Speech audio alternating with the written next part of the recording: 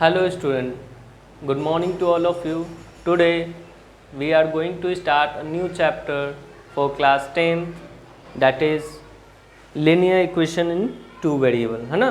तो ये जो चैप्टर है अलजेब्रा यूनिट का एक सेकंड चैप्टर है, that is pair of linear equation in two variables. तो हम लोग फर्स्ट यूनिट कंप्लीट कर चुके, डैट इज़ नंबर सिस्टम। उसमें रियल नंबर के बारे में हम लोग देखें। अलजेब्रा में हम लोग polynomial, quadratic equation, arithmetic progression ये सब कंप्लीट कर चुके हैं, ठीक है। उसी तरह हम लोग एक यूनिट कंप्लीट किए ट्रिग्नोमेट्री, ठीक है। तो आज के इस वीडियो में हम लोग डिस्कस करेंगे कि linear equation in two variable किसको कहते हैं, ठीक है। तो हम लोग जूनियर क्लास से पढ़ते आ रहे हैं कि इक्वेशन है ना। तो linear equation in one variable class 7 से पढ़ते आ रहे हैं, 7 में पढ़ा, 8 में पढ़ा, 9 में हम लोग क्या पढ़ा, linear equation in two variable, ठीक है ना। तो क्या होता है नहीं होता है वो बात की बात है, पहले हम लोग सीखते हैं कि इक्वेशन किसको कहते हैं। जब हम लोग दो क्वांटिटी को कंपेयर करते हैं, क्या करते हैं, दो क्वांटिटी को कंपेयर करते हैं, तब हम बोलते हैं कि वो इक्वेशन है। जैसे for example, if suppose I have dash chocolate, मान के चलो कि मेरे पास कुछ चॉकलेट है ना। हमने बोला कि मेरे पास कुछ चॉकलेट है, अगर मेरे फ्रेंड मुझे 5 चॉकलेट और दे देगा तो मेरे पास 20 चॉकलेट हो जाएगा, ठीक है ना। मतलब let the number of chocolate be x. मान लो कि मेरे पास चॉकलेट जो था एक्स था, ठीक है। तो देयरफॉर अकॉर्डिंग टू स्टेटमेंट, जो हमने स्टेटमेंट दिया कि अगर मेरा फ्रेंड मुझे कितना चॉकलेट देगा 5, तो मेरे पास कितना हो जाएगा 20, ठीक है ना। तो यहाँ से एक इक्वेशन बन रहा है, क्या बन रहा है, एक इक्वेशन बन रहा है, x + 5 = 20। मतलब कि मेरे पास जितना है, मुझे वो फ्रेंड 5 चॉकलेट देता है, तो मेरे पास टोटल चॉकलेट क्या हो जाएगा 20। तो इक्वेशन किसको कहते हैं, जब एक क्वांटिटी को हम क्या करते हैं, क्वांटिटी को, फर्स्ट क्वांटिटी को कंपेयर करते हैं सेकेंड क्वांटिटी से, है ना। चलो, तो ये इक्वेशन का बात हो गया। अब हम लोग आ जाते हैं, ये लीनियर इक्वेशन का बात हो गया, क्योंकि इसमें सिंगल वेरिएबल है, क्या है, सिंगल वेरिएबल, और सारा कांस्टेंट। तो टू वेरिएबल का केस कब बनेगा, चलो फॉर एग्जांपल ले लेते हैं, वहाँ से आपको समझ में आ जाएगा। आप लोग तो बहुत ही अच्छा क्रिकेट खेलते हैं, स्पोर्ट्स सर आपको सिखाते भी हैं, ठीक है। तो हम लोग क्रिकेट का ही एग्जांपल ले लेते हैं, है ना। For example there is a Yuvraj Singh and MS Dhoni, है ना। युवराज सिंह है, MS धोनी है, ठीक है। दो बैट्समैन ने मिलकर पार्टनरशिप कर दी 130 रन का। कितने का, 130 रन का। मतलब कि बैट्समैन, या सिंपली बोल सकते हैं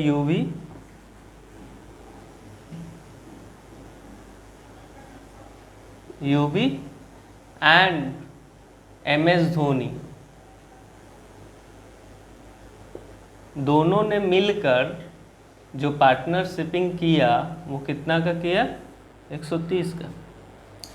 तो सिंपली हम बोल सकते हैं कि हमको नहीं मालूम कि यूवी कितना मारा, मतलब how much run UV hits and how much runs MS Dhoni hits, but I know that both of them together makes 130, है ना। मतलब इतना हमको मालूम है, इतना रिकॉर्ड में है कि पार्टनरशिप इन दोनों का 130 का था, ठीक। तो UV, let the UV score the run BX and MS Dhoni का कितना है Y। अगर दोनों का X लेते हैं, इसका मतलब कि ये 75, ये 75, सॉरी सॉरी 65 एंड 65, है ना। तो यहाँ पे हमने क्या किया, एक वेरिएबल युवराज के लिए रखा और दूसरा वेरिएबल MS धोनी के लिए रखा। अब अकॉर्डिंग टू स्टेटमेंट यहाँ पे जो इक्वेशन बना, मतलब कि run scored by UV, run scored by MS Dhoni is equal to 130। When run scored by UV and run scored by MS Dhoni is added, it gives 130, है ना। And this equation is known as linear equation in two variable। तो यहाँ पे आप देख सकते हैं कि मेनी सॉल्यूशन बन सकता है। कैसे, तो आप देखिए,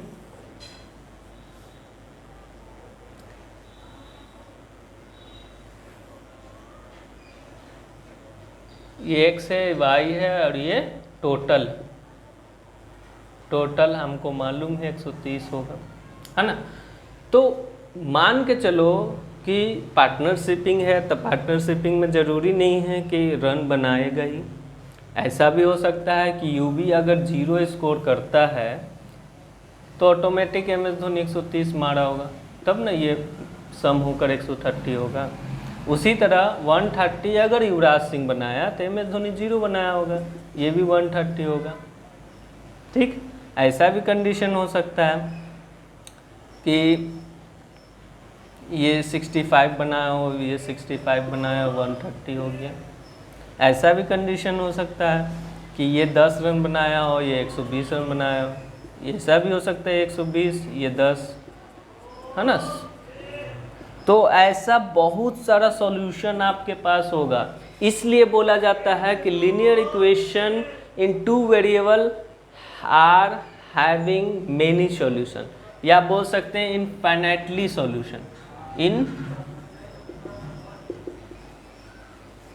सॉल्यूशन, है ना। सिंपली बोल सकते हैं कि linear equation in two variable का मेनी सॉल्यूशन होता है। ठीक है, अब हम लोग के पास इस इक्वेशन को सॉल्व करने के लिए बहुत सारा मेथड्स है ना। तो सिंपली दो हम लोग पढ़ते हैं, जैसे एक ग्राफिकल मेथड से सॉल्व करते हैं, और हमारे पास जो इक्वेशन दिए रहेंगे वो पेयर में दिए रहेंगे, एक नहीं रहेगा, दो रहेगा।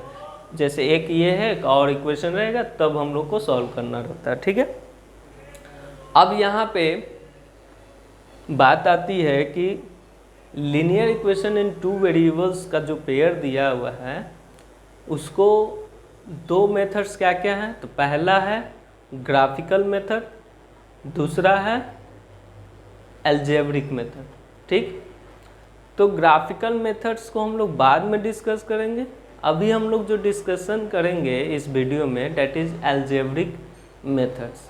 एंड अलजेब्रिक मेथड्स में तीन मेथड्स आते हैं, that is substitution method, elimination method and cross multiplication method. तो आपके सिलेबस से क्रॉस मल्टीप्लिकेशन मेथड्स को रिमूव कर दिया।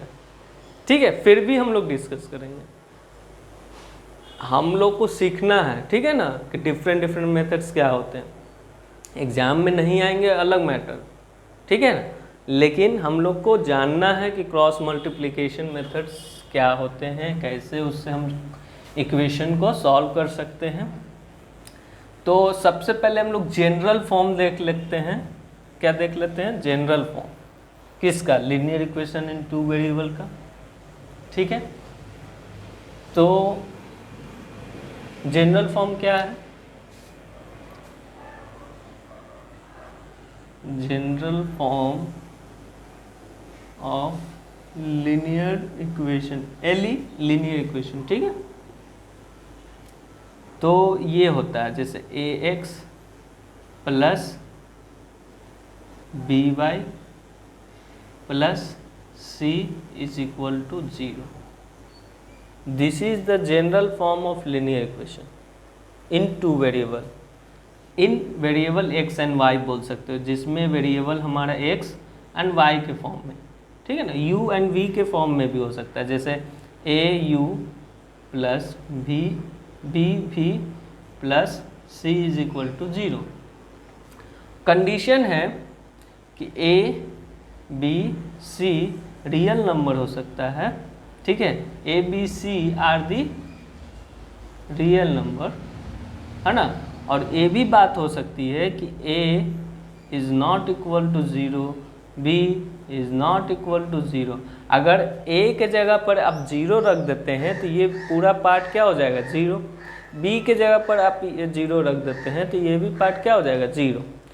तो अगर कोई एक जगह अगर हम 0 रखते हैं, when I put a 0 over a and b, it become single equation, माने linear equation in one variable equation बन जाएगा, है ना। इसलिए a और b का वैल्यू कभी भी 0 नहीं होगा।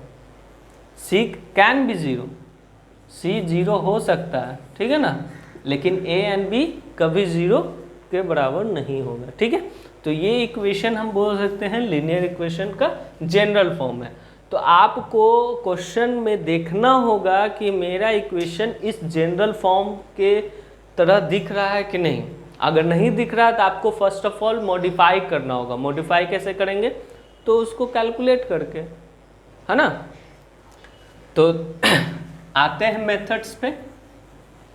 मेथड से वो क्या है, सब्स्टिट्यूशन मेथड, ठीक है। तो सब्स्टिट्यूशन मेथड्स पे आते हैं, क्या है नहीं है उसको देख लेते हैं, क्वेश्चन पे ज़्यादा समझ में आएगा।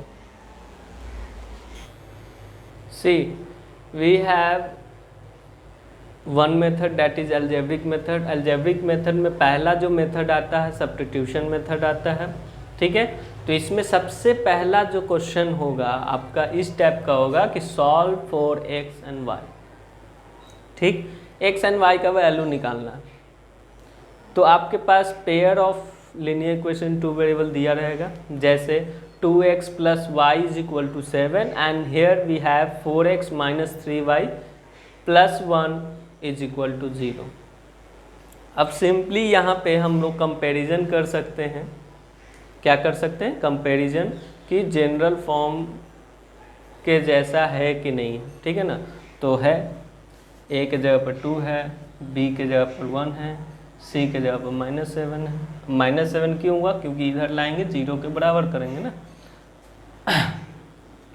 अब देखो कि सबसे पहला सब्स्टिट्यूशन मेथड को सीखो, ठीक है। तो सब्स्टिट्यूशन मेथड्स अप्लाई करने के लिए सबसे पहला काम हम लोग क्या करते हैं कि किसी एक इक्वेशन को पकड़ते हैं। क्या करते हैं, किसी एक इक्वेशन को पकड़ते हैं। तो आप इस इक्वेशन को पकड़िए या इस इक्वेशन को पकड़िए, किसी एक इक्वेशन को। तो हमको यहाँ पे देखना होता है कि वेरिएबल के आगे कोई कोएफिशिएंट अगर नहीं है तो उस इक्वेशन को पकड़ते हैं, सिंपल हो जाता है कैलकुलेशन। इसलिए तो हमारे पास एक इक्वेशन है that is 2x plus y is equal to 7। तो यहाँ y के आगे कोई कोएफिशिएंट नहीं है, इसका मतलब 1 है। तो हम इसको लिख सकते हैं सिंपली, हम इसको क्या लिख सकते हैं, ये हमारा इक्वेशन 1 है और ये हमारा इक्वेशन क्या है 2 है, ठीक है। तो by taking equation 1 we get, देखो इक्वेशन 1 को पकड़कर हमको क्या मिला, y is equal to 7 minus 2x मिला एंड दिस बिकम्स इक्वेशन 3। हम बोल सकते हैं y is equal to 7 minus 2x बोल सकते हैं ना, y is equal to 7 minus 2x and this becomes our equation 3। Now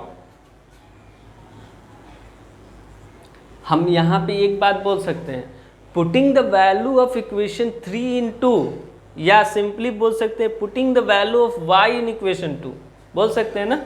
लिखेंगे putting the value of y in equation 2। अब देखो आपने क्या किया, फर्स्ट इक्वेशन से इक्वेशन 3 बनाया और इक्वेशन 3 को हम पुट कर रहे हैं, इक्वेशन 3 का वैल्यू को पुट कर रहे हैं इक्वेशन 2 में, ना कि 1 में पुट करना है। बहुत बच्चा गलती करता है, 1 में पुट कर देता है, ठीक है, जो कि आप नहीं करेंगे, ठीक है, आप नहीं कीजिएगा। ये करने से आपका इक्वेशन सेटिस्फाइड होगा, ठीक है, सॉल्यूशन नहीं आएगा। तो सॉल्यूशन के लिए हमारे पास 2 इक्वेशन है, एक इक्वेशन से हमने कोई भी वेरिएबल, जरूरी नहीं है कि y का ही वैल्यू आप यहाँ से निकाल सकते हैं, आप यहाँ से x का भी वैल्यू निकाल सकते हैं। आप जरूरी नहीं है कि इक्वेशन 1 को ही पकड़ के आगे बढ़ सकते हैं, इक्वेशन 2 को भी पकड़ के आगे बढ़ सकते हैं। ठीक है, तो इक्वेशन 2 से भी आप x नहीं तो y का वैल्यू निकाल सकते हैं और इक्वेशन 1 में पुट कर सकते हैं। तो आप के ऊपर डिपेंड करता है, जरूरी नहीं है कि हम इक्वेशन 1 को पकड़ रहे थे, आप भी इक्वेशन 1 को ही पकड़िए। ठीक है ना, तो यहाँ से हम क्या कर सकते हैं, इक्वेशन 2 में, इक्वेशन 2 हमारा क्या है, 4x है माइनस 3y है प्लस 1 इज इक्वल टू 0। तो हमने क्या कहा, y का वैल्यू पुट कर दो, तो 4x माइनस 3 और y का वैल्यू क्या है, y किसके बराबर है, 7 माइनस 2x, तो 7 माइनस 2x लिख देंगे y के जगह पर, प्लस 1 इज इक्वल टू 0। यहाँ तक बात समझ में आई। हमने क्या किया, 4x माइनस 3y था ना, तो माइनस 3 और y के जगह पर जो वैल्यू था 7 माइनस 2x उसको पुट कर दिया, प्लस 1 इज इक्वल टू 0। तो इसको सॉल्व करेंगे, 4x minus 21 and minus minus plus 3 2 जा 6x plus 1 is equal to 0। ठीक, 6x 4x, this becomes 10x, minus 21 plus 1 that is minus 20 is equal to 0, 10x is equal to 20। तो x का value कितना आ गया बाबू, 2 आ गया, x का value कितना आ गया, 2 आ गया। Again put the value of x in equation. अब बताओ आप x का वैल्यू जो आया है 2, उसको आप क्या कर सकते हैं, इक्वेशन 1 में भी पुट कर सकते हैं, 2 में भी पुट कर सकते हैं, 3 में भी पुट कर सकते हैं। तो हम 3 में पुट करेंगे क्योंकि हमको y का वैल्यू चाहिए और y का वैल्यू हम निकाल चुके हैं, 7 माइनस 2x होगा, y का वैल्यू क्या निकाल चुके हैं, 7 माइनस 2x। इसलिए हम क्या करेंगे कि जो x का वैल्यू होगा इक्वेशन 3 में पुट कर देंगे, इजिली सॉल्व हो जाएगा। ठीक है, तो y इज इक्वल टू हम क्या लिख सकते हैं, 7 माइनस 2x, x के जगह पर क्या है, 2 है, 2 पुट कर दिए तो 7 माइनस 4 दैट बिकम्स 3। तो y का वैल्यू कितना आ गया, 3। तो हमको x और y का वैल्यू चाहिए था, x का वैल्यू 2, y का वैल्यू 3। नाउ आप लोग इस तरह क्वेश्चन को सॉल्व कर सकते हैं, बहुत सारे क्वेश्चन है बुक में। एक क्वेश्चन और हम डिस्कस करेंगे, ठीक है।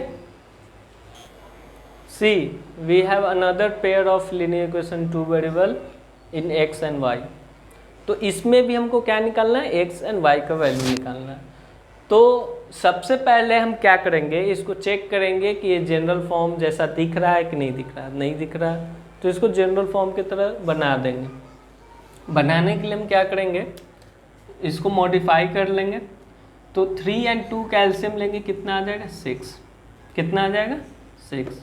तो ये हो जाएगा 9x और ये हो जाएगा 10y इज इक्वल टू -2। इसको फर्दर सॉल्व करेंगे तो 9x माइनस 10y is equal to -12 and this is our equation 1। हो गया इक्वेशन 1, हुआ ना, ठीक। Again we'll take the LCM, that is 6. This become 2x and this become 3y is equal to 13/6. तो 6 आप काट भी सकते हैं। 2x plus 3y is equal to कितना आ गया, 13 and this is our equation 2। देखो अब हम लोग क्या कर सकते हैं, आगे बढ़ सकते हैं, सब्स्टिट्यूशन मेथड अप्लाई कर सकते हैं, ठीक है ना। उसमें भी कर सकते थे लेकिन कॉम्प्लिकेटेड हो जाता है, तो जनरल फॉर्म में हमने क्या कर दिया, बदल दिया। इस टाइप का क्वेश्चन आएगा तो पहले हम मॉडिफाई कर लेंगे। अब बताओ कि यहाँ पे क्या कर सकते हैं। अब कोई भी वेरिएबल में कोएफिशिएंट 1 नहीं है ना, सब में कोई नंबर है, 2 है, 3 है, 9 है, 10 है, -10 है, ठीक है। तो हम क्या कर लेंगे, किसी एक इक्वेशन को पकड़ेंगे, आपको जो ईजिली लग रहा है। तो हम क्या कर देते हैं, यहाँ पे 2x को पकड़ते हैं इक्वेशन 2 से, है ना। From equation 2 we get equation 2 से हमको क्या मिलता है, x is equal to 13 minus 3y divided by 2। x का वैल्यू हमको मिल गया 13 minus 3y divided by 2, that is the value of x from equation 2 and this, इसको हम बना लेते हैं equation 3। Now putting the value of